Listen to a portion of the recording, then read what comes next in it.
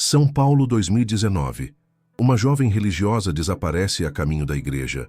3 anos depois, um cachorro de rua cava insistentemente um terreno baldio, expondo mais que ossos. Revela como a fé pode se tornar uma arma nas mãos erradas. Descubra o caso de Mariana Oliveira, a crente que foi silenciada por quem deveria protegê-la. O céu de São Paulo vestia-se de um cinza pesado naquela quinta-feira de maio. A chuva fina que caía desde o amanhecer havia transformado o asfalto em um espelho negro que refletia as luzes intermitentes da metrópole. Na periferia da Zona Sul, as ruas estreitas do bairro Jardim Ângela já começavam a esvaziar-se quando Mariana Oliveira, 22 anos, enviou sua última mensagem. Estou saindo agora. Chego na igreja em 20 minutos. O relógio marcava 19 horas e 12 minutos. A jovem guardou o celular na bolsa de couro sintético, ajustou o coque no cabelo e verificou se a Bíblia, com capa florida, estava bem protegida do sereno dentro da mochila. Desde que se convertera, 3 anos antes, Mariana não faltava aos cultos de quinta-feira na Igreja Assembleia da Salvação. Era seu refúgio num mundo que, segundo ela mesma dizia às amigas, estava cheio de tentações. O caminho que Mariana fazia 2 vezes por semana era sempre o mesmo. Descia a Rua das Hortênsias até o ponto de ônibus, pegava a linha terminal Santo Amaro, descia no 3º ponto da avenida principal e caminhava mais 2 quarteirões até a igreja. Um trajeto de exatos 22 minutos que ela conhecia como a palma da sua mão. Mas naquela noite, algo estava prestes a transformar aquele caminho conhecido em um mistério que consumiria a cidade pelos próximos 3 anos. Quando o pastor Lucas Mendonça abriu a reunião de oração às 19h45, seu olhar percorreu os bancos de madeira da pequena igreja, notando imediatamente a ausência de Mariana na 3ª fileira, seu lugar habitual. Não era do seu feitio atrasar-se. O culto transcorreu normalmente, mas a cadeira vazia parecia gritar um presságio que ninguém ainda conseguia compreender. Mariana não era apenas mais uma jovem na multidão anônima de São Paulo. Filha única de Dona Conceição, funcionária doméstica, e seu Antônio, vigilante noturno, ela representava a promessa de um futuro melhor para uma família que sempre viveu com muito pouco, mas nunca deixou faltar o essencial: amor e fé. Minha filha sempre foi estudiosa desde pequena. Enquanto as outras crianças brincavam na rua, ela ficava com os livros. Dizia que ia ser médica, que ia nos tirar daqui, relatava a Dona Conceição, com os olhos marejados nas primeiras entrevistas após o desaparecimento. Mariana havia conseguido uma bolsa integral para cursar enfermagem numa faculdade particular. Estava no 3º ano. Estagiava num posto de saúde durante o dia e frequentava a igreja nas horas vagas. Seu quarto, que permaneceu intocado por meses após seu desaparecimento, revelava uma jovem organizada. Livros de anatomia empilhados sobre a escrivaninha, um quadro com fotos dos pais e amigas da igreja, e um calendário, onde marcava em vermelho as datas de provas e em azul os compromissos com a congregação. Segundo as amigas mais próximas, Mariana havia passado por uma transformação profunda após conhecer a Igreja Assembleia da Salvação. Abandonou as roupas mais justas por saias abaixo do joelho, deixou de frequentar festas e passou a dedicar-se integralmente aos estudos e à vida religiosa. Ela estava radiante com a nova vida. Dizia que finalmente havia encontrado o seu propósito, contou Débora, colega de faculdade, em depoimento à polícia. Mas nas últimas semanas, percebi que estava diferente, mais reservada, pensativa.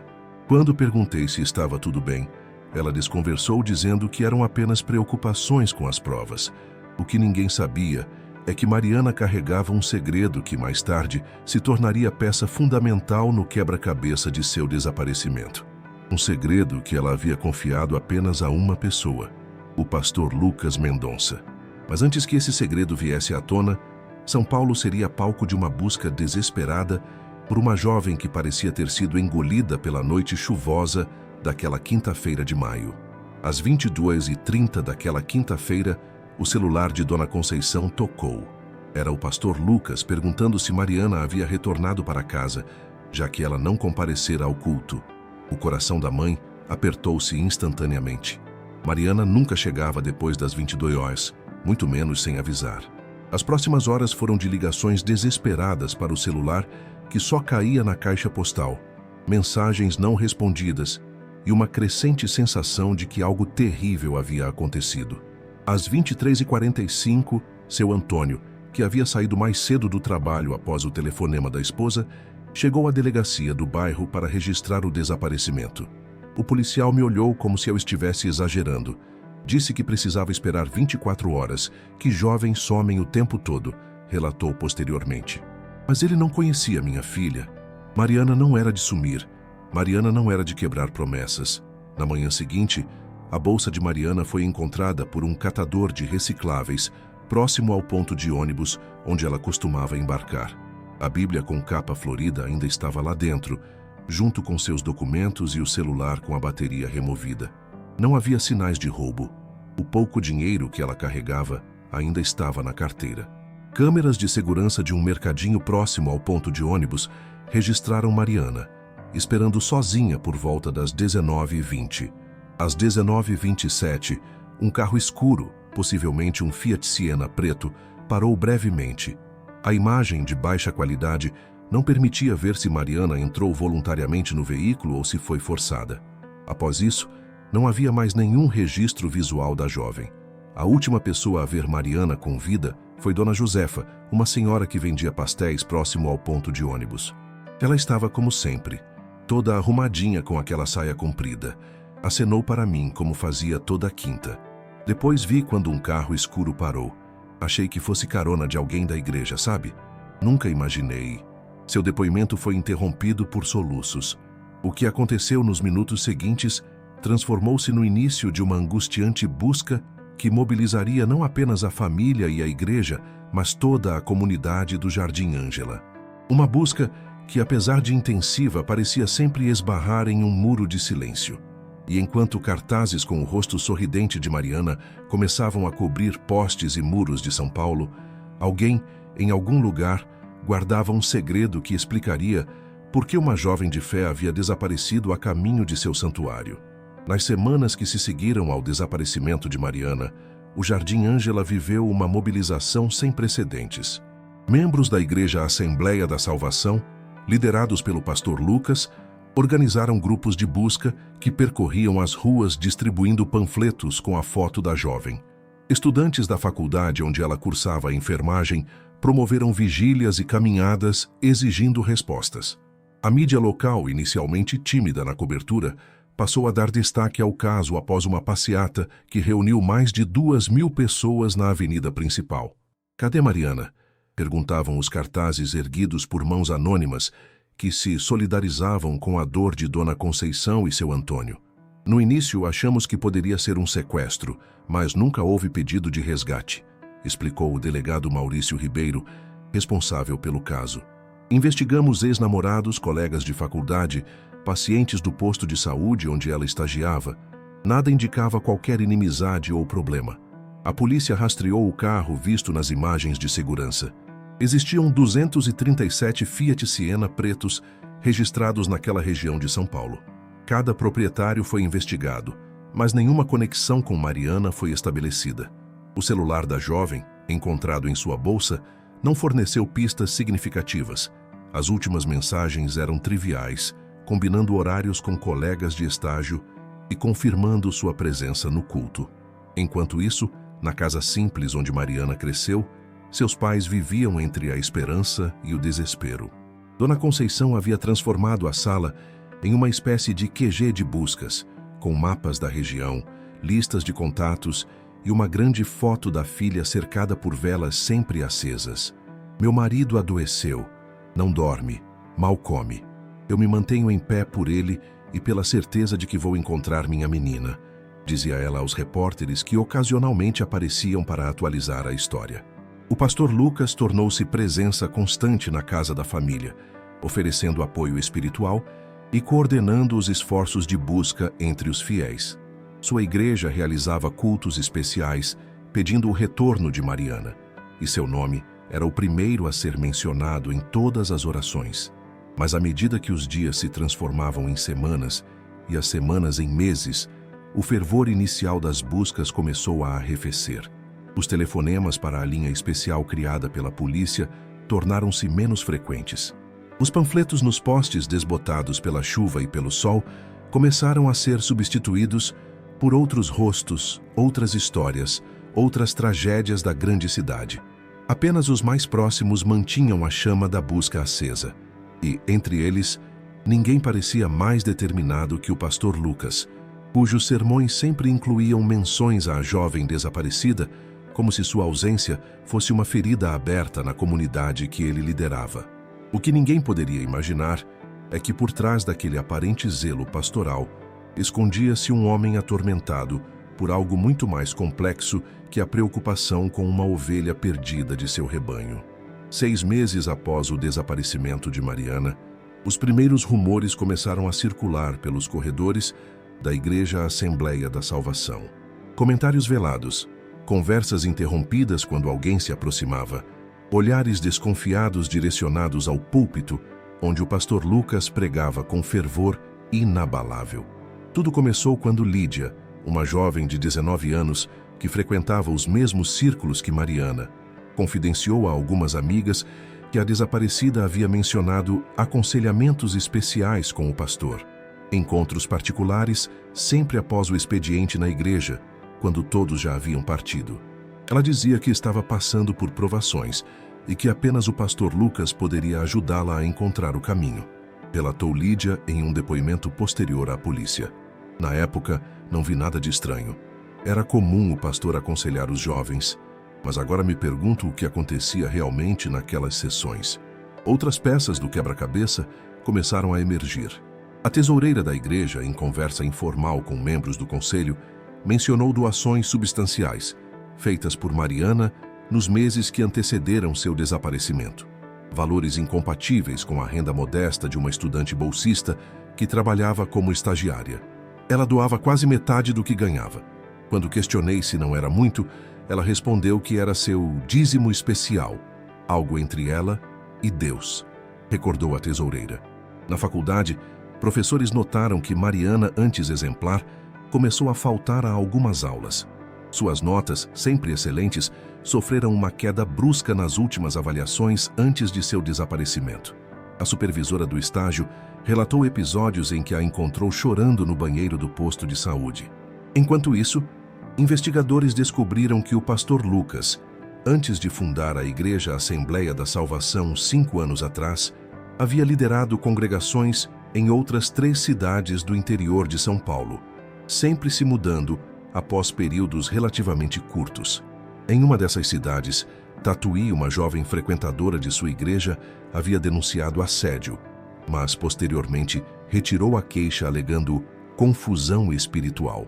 Esses fatos inicialmente dispersos começaram a formar um mosaico inquietante quando chegaram aos ouvidos do delegado Ribeiro. A investigação, que havia esfriado pela falta de pistas concretas, ganhou novo fôlego.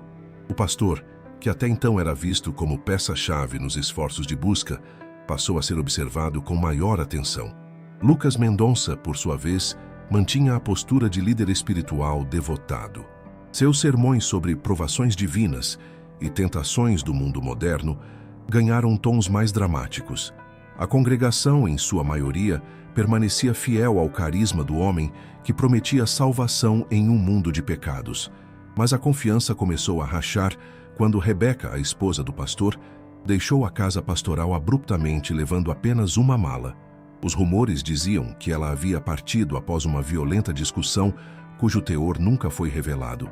Sua ausência foi explicada aos fiéis como uma temporada de retiro espiritual em outra cidade. O que ninguém sabia é que Rebeca levara consigo algo que mudaria completamente o rumo das investigações. Um diário, um caderno de capa preta, onde o pastor Lucas registrava muito mais que reflexões bíblicas. E enquanto esse diário permanecia oculto, a verdade sobre o desaparecimento de Mariana continuava enterrada sob camadas de silêncio, mentiras e manipulação. Passaram-se 3 anos. O caso Mariana Oliveira havia se tornado mais um entre tantos arquivos de pessoas desaparecidas que acumulavam poeira nas gavetas da delegacia. Seu Antônio falecera de um infarto fulminante no 2º aniversário do desaparecimento da filha.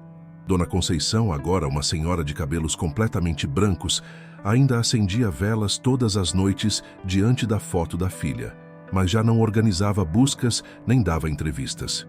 A Igreja Assembleia da Salvação prosperara. O pastor Lucas, agora com status de líder regional, comandava 3 congregações na zona sul de São Paulo.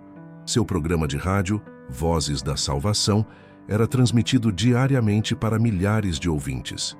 Poucos ainda se lembravam da jovem que desaparecera a caminho do culto de quinta-feira, anos atrás. Foi nesse cenário que um acontecimento aparentemente trivial reacendeu as chamas de um caso quase esquecido. Em uma manhã de domingo, um cachorro vira-lata de pelagem caramelo, conhecido na região por vagar pelas ruas do Jardim Ângela, começou a cavar insistentemente um terreno baldio localizado a cerca de 1 quilômetro da igreja. O animal, apelidado de Caramelo pelos moradores que costumavam alimentá-lo, latia e escavava com tanta determinação que chamou a atenção de crianças que brincavam nas proximidades. O Caramelo parecia possuído. Cavava e latia como se estivesse tentando nos dizer algo, contou posteriormente Diego, um menino de 12 anos que foi o primeiro a perceber o comportamento incomum do animal. Quando as crianças se aproximaram para ver o que tanto interessava ao cachorro, depararam-se com algo que nunca esqueceriam: um fragmento de tecido azul marinho emergindo da terra revolvida. E junto a ele, algo que parecia assustadoramente com ossos humanos. A polícia foi chamada imediatamente. O terreno, que servia como depósito irregular de entulho, foi isolado. Equipes forenses trabalharam por 2 dias até concluírem a exumação do que foi confirmado ser um corpo humano em avançado estado de decomposição. A notícia espalhou-se rapidamente pela comunidade. Especulações sobre a identidade do cadáver dominaram as conversas. Seria Mariana? Alguma outra pessoa desaparecida? Uma vítima de acerto de contas do tráfico local? O mistério ganhou contornos ainda mais intrigantes quando se descobriu que o terreno baldio pertencia a um primo distante do pastor Lucas Mendonça. Um terreno que, segundo registros municipais, havia sido adquirido apenas 3 meses antes do desaparecimento de Mariana. Mas essa descoberta estava longe de ser o fim da história. Era apenas o começo de uma série de revelações que abalaria para sempre a fé de uma comunidade inteira. Enquanto a perícia trabalhava para identificar os restos mortais encontrados no terreno baldio, um telefonema anônimo chegou à delegacia. Uma voz feminina, trêmula, informou que enviaria por correio um item de extrema relevância para o caso Mariana Oliveira. 2 dias depois, um pacote simples, sem remetente, foi entregue nas mãos do delegado Maurício Ribeiro. Dentro havia um caderno de capa preta, gasta pelo uso. Na primeira página, uma inscrição: Reflexões e Confissões, Lucas Mendonça. Era o diário que Rebeca, ex-esposa do pastor, levara consigo ao deixar a casa pastoral 3 anos antes. As páginas seguintes revelavam muito mais que meditações espirituais. Em uma escrita ora metódica, ora frenética, o pastor Lucas documentava sua guerra interior e tentações carnais, envolvendo jovens de sua congregação. Mariana aparecia com frequência nos últimos registros antes de seu desaparecimento. M veio novamente hoje. Está confusa. Diz que não pode continuar. Ameaça contar tudo à congregação. Não entende que foi escolhida, que nosso vínculo é espiritual. Precisamos resolver isso antes que destrua tudo que construí.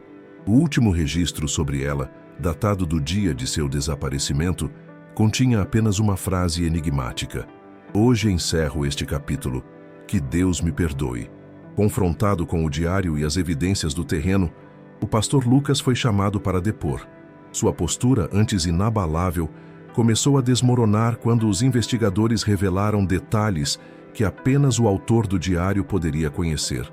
Após horas de interrogatório, veio a confissão que chocaria São Paulo. Eu não queria machucá-la, disse com voz quase inaudível. Mariana e eu tínhamos um relacionamento especial. Ela era diferente das outras, entendia minha missão divina. Mas nos últimos meses começou a mudar, a questionar. Dizia que estava grávida, que contaria tudo à congregação, que destruiria meu ministério. Segundo seu relato, na noite do desaparecimento, Ele havia combinado de encontrá-la antes do culto, oferecendo uma carona no Siena preto que pertencia à igreja. A discussão no carro escalou rapidamente. Mariana ameaçou expor não apenas o relacionamento abusivo que mantinham, mas também desvios de dinheiro do dízimo que ela havia descoberto acidentalmente. Eu apenas queria que ela se calasse, que entendesse a importância da minha obra, continuou, com lágrimas que pareciam mais de autocomiseração que de remorso. Coloquei as mãos no pescoço dela. Só queria que parasse de gritar. Quando percebi, ela não respirava mais. O corpo de Mariana foi então levado para o terreno que seu primo havia comprado recentemente, um lugar onde ninguém suspeitaria. O pastor Lucas enterrou-a durante a madrugada. Retornou para casa, tomou um banho demorado e, na manhã seguinte, liderou as buscas pela jovem que ele mesmo havia silenciado. A história poderia ter terminado ali, com a confissão do assassino, mas algo não se encaixava no quebra-cabeça. Detalhes do diário sugeriam que Mariana não havia sido a primeira vítima do pastor. Referências codificadas a outras jovens, em outras cidades, levantaram a suspeita de que Lucas Mendonça poderia ser um predador serial que usava a fé como instrumento de manipulação e controle. Enquanto investigadores de outras cidades eram contactados para reabrir casos arquivados, uma pergunta pairava no ar. Quantas outras Marianas haviam cruzado o caminho daquele homem que prometia salvação, mas entregava destruição? A prisão preventiva do pastor Lucas Mendonça desencadeou uma avalanche de revelações. O caso, que já havia chocado a comunidade do Jardim Ângela, ganhou dimensão nacional quando outras mulheres de diferentes cidades começaram a se manifestar. Em Tatuí, Bianca Soares, agora com 27 anos, retomou a denúncia de assédio que havia retirado 5 anos antes. Segundo seu novo depoimento, ela foi coagida a desistir da acusação após ameaças veladas contra sua família. Em Sorocaba, 2 ex-frequentadoras da igreja liderada por Lucas relataram um comportamento similar, aconselhamentos particulares que evoluíam para toques indesejados, sempre justificados como imposição de mãos para libertação espiritual. Ele nos fazia sentir especiais, escolhidas, relatou uma delas, que preferiu manter o anonimato. Dizia que Deus havia revelado que precisávamos de atenção especial para nossa purificação. Usava versículos bíblicos para justificar cada abuso. O exame de DNA confirmou que os restos mortais encontrados no terreno baldio eram realmente de Mariana Oliveira. A perícia também detectou evidências de uma gestação em estágio inicial, corroborando a confissão do pastor sobre a gravidez que ela havia mencionado. Dona Conceição, ao receber a confirmação da morte da filha, passou por sentimentos contraditórios, a dor definitiva da perda, mesclada ao alívio tortuoso de finalmente saber a verdade. Pelo menos agora posso enterrá-la dignamente. Meu Antônio morreu sem essa paz, disse em uma breve declaração à imprensa, antes de se recolher ao silêncio de seu luto finalmente concretizado. A Igreja Assembleia da Salvação entrou em colapso. Muitos fiéis, devastados pela revelação de que seu líder espiritual era um predador, abandonaram a congregação. Outros, incapazes de aceitar a verdade, criaram teorias conspiratórias, alegando que o pastor estava sendo perseguido por forças malignas que queriam destruir sua obra. O delegado Maurício Ribeiro, em entrevista coletiva, expressou seu pesar pelo tempo perdido na investigação. Este caso nos mostra como predadores podem se esconder atrás de posições de autoridade e respeito. O pastor Lucas usou a fé como escudo e arma. Manipulou não apenas suas vítimas diretas, mas toda uma comunidade que confiava nele. A análise mais aprofundada do diário revelou um padrão perturbador. Lucas Mendonça documentava meticulosamente suas conquistas espirituais, como ele chamava as jovens que manipulava. Em algumas passagens, descrevia com frieza calculista como identificava vulnerabilidades emocionais para estabelecer controle psicológico sobre elas. Em uma das passagens mais perturbadoras, escrita 2 anos antes do assassinato de Mariana, ele registrou: "O poder que Deus me concedeu sobre as almas é inebriante. Elas vêm quebradas e eu as reconstruo à minha imagem." Quando se tornam arrogantes ou ingratas, preciso lembrá-las de sua insignificância. Investigadores de crimes seriais começaram a analisar desaparecimentos não solucionados nas cidades por onde o pastor havia passado. 2 casos, em particular, apresentavam similaridades inquietantes com o de Mariana. Jovens religiosas que desapareceram após mencionar a amigos que precisavam resolver uma situação delicada com seus líderes espirituais. E enquanto as autoridades exploravam a possibilidade de um histórico criminal muito mais extenso, a comunidade do Jardim Ângela tentava processar como um homem que pregava a palavra de Deus aos domingos podia esconder um monstro que calava para sempre aquelas que ousavam desafiá-lo. 6 meses após a prisão do pastor Lucas Mendonça, o caso que parecia solucionado revelou novas e perturbadoras camadas. Rebeca, ex-esposa do pastor, finalmente concordou em quebrar seu silêncio. Em depoimento protegido, ela revelou que não apenas sabia dos abusos cometidos pelo marido, como havia ajudado a encobri-los por anos, movida por uma mistura de medo, dependência financeira e doutrinação religiosa. Ele me convenceu de que era um homem escolhido por Deus, que suas fraquezas eram provações divinas, declarou com o olhar fixo no chão. Quando comecei a questionar o desaparecimento de Mariana, ele mudou. Vi algo em seus olhos que me fez temer pela minha própria vida. Rebeca confirmou que o diário que enviara anonimamente à polícia não era o único. Existiam outros cadernos, escondidos em diferentes locais, documentando décadas de manipulação e abuso. Com base em suas informações, investigadores localizaram um compartimento secreto na antiga casa pastoral, onde encontraram provas ainda mais incriminadoras. Fotografias, gravações e um segundo diário com detalhes perturbadores sobre outras 3 mulheres desaparecidas. A descoberta mais chocante, porém, veio quando análises forenses mais detalhadas do terreno baldio revelaram fragmentos de outro corpo humano, enterrado mais profundamente, indicando que alguém havia sido sepultado ali antes de Mariana. Os restos mortais, ainda não identificados completamente, aparentavam pertencer a uma mulher jovem que teria sido enterrada aproximadamente 1 ano antes. Enquanto isso, na prisão, Lucas Mendonça mantinha-se em silêncio absoluto. Recusava-se a colaborar com investigações sobre outros possíveis crimes, limitando-se a repetir que já havia confessado seus pecados a Deus. Sua defesa tentava construir uma narrativa de distúrbio psicológico, buscando uma possível inimputabilidade. Dona Conceição, por sua vez, canalizou sua dor em ativismo. Fundou a ONG Marianas, dedicada a apoiar famílias de pessoas desaparecidas e a conscientizar sobre manipulação religiosa e abuso de poder em contextos espirituais. Seu trabalho começou a revelar outros casos similares em todo o Brasil, sugerindo um problema sistêmico muito maior que um pastor desviado. Minha filha não morreu em vão, afirmava em palestras que passou a ministrar em escolas e universidades. Sua história está salvando outras jovens, abrindo os olhos de famílias inteiras para predadores que se escondem atrás de púlpitos. O cachorro Caramelo, involuntário herói que desencadeou a descoberta do corpo, foi adotado por Dona Conceição. Tornou-se mascote não oficial da ONG e símbolo de esperança, um lembrete de que a verdade, por mais profundamente enterrada que esteja, encontra sempre um caminho para vir à tona. Mas enquanto algumas respostas surgiam, novas perguntas se formavam. O segundo corpo no terreno permanecia sem identificação conclusiva. A extensão real dos crimes de Lucas Mendonça continuava nebulosa. E a pergunta mais perturbadora: quantas outras congregações abrigavam naquele exato momento predadores similares, protegidos pelo manto sagrado da autoridade religiosa?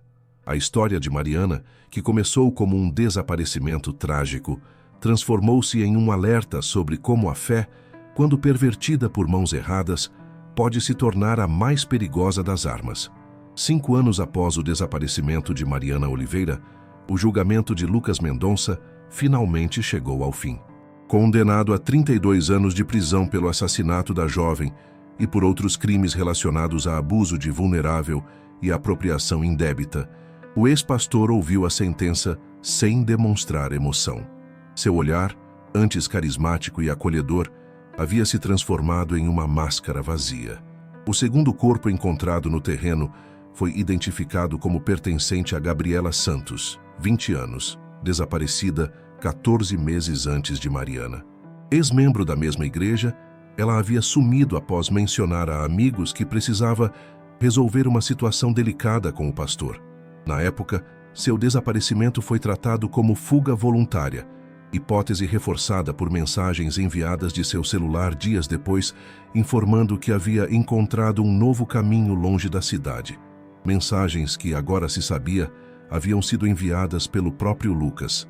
A investigação revelou um padrão ainda mais perturbador. Em suas passagens por 4 cidades diferentes, o pastor deixou um rastro de pelo menos 7 desaparecimentos suspeitos, 5 deles agora diretamente ligados a ele. Um predador metódico que usava a palavra divina para identificar, isolar e, finalmente, silenciar suas vítimas quando elas ameaçavam expô-lo. No Jardim Ângela, a Igreja Assembleia da Salvação foi dissolvida. O prédio, após permanecer abandonado por meses, foi transformado em um centro comunitário administrado pela ONG de Dona Conceição. No local onde antes ficava o púlpito, agora existe um memorial com os nomes e fotos das vítimas identificadas de Lucas Mendonça. A história de Mariana inspirou um movimento nacional de conscientização sobre abuso de poder em contextos religiosos. Leis mais rígidas foram propostas, exigindo maior transparência na administração de igrejas e implementando canais seguros para denúncias de abusos. Dona Conceição, aos 64 anos, tornou-se uma voz respeitada no debate sobre violência contra mulheres e manipulação religiosa. Suas palestras lotavam auditórios, e seu livro A Fé que Mata a História de Minha Filha tornou-se referência para famílias, psicólogos e líderes religiosos comprometidos com práticas saudáveis. Não condeno a fé, ela costumava dizer. Condeno aqueles que a usam como arma para controlar e destruir. Minha filha acreditava em Deus, e eu ainda acredito. Só não acredito mais em homens que dizem falar em nome dele. O caso também levantou questões sobre como a sociedade recebe denúncias contra figuras de autoridade religiosa. Muitas das vítimas que tentaram alertar sobre o comportamento do pastor no passado foram silenciadas, desacreditadas ou mesmo culpabilizadas por tentar manchar a imagem de um homem de Deus. Rebeca, ex-esposa do pastor, após cumprir pena reduzida por colaboração com a justiça, dedicou-se a trabalhar com mulheres que, como ela, foram cúmplices silenciosas de abusos por medo ou doutrinação. Seu testemunho abriu caminho para compreender a complexa rede de manipulação que permitiu que Lucas Mendonça operasse impunemente por tanto tempo. No cemitério do Jardim Ângela, o túmulo de Mariana, antes simbólico e vazio, finalmente abrigava seus restos mortais. Sobre a lápide de granito simples, uma inscrição escolhida por sua mãe, silenciada por quem deveria amplificar sua voz, que seu eco desperte outras a falar. E embora a história de Mariana Oliveira tenha chegado ao seu capítulo final, as perguntas que ela levantou continuam a ecoar. Quantas outras jovens caminham neste exato momento para suas igrejas, confiantes de que encontrarão ali abrigo e orientação, sem saber que podem estar caminhando para uma armadilha disfarçada de santuário? A resposta, como tantas vezes acontece com as mais importantes questões humanas, permanece envolta em mistério. Essa história te impactou?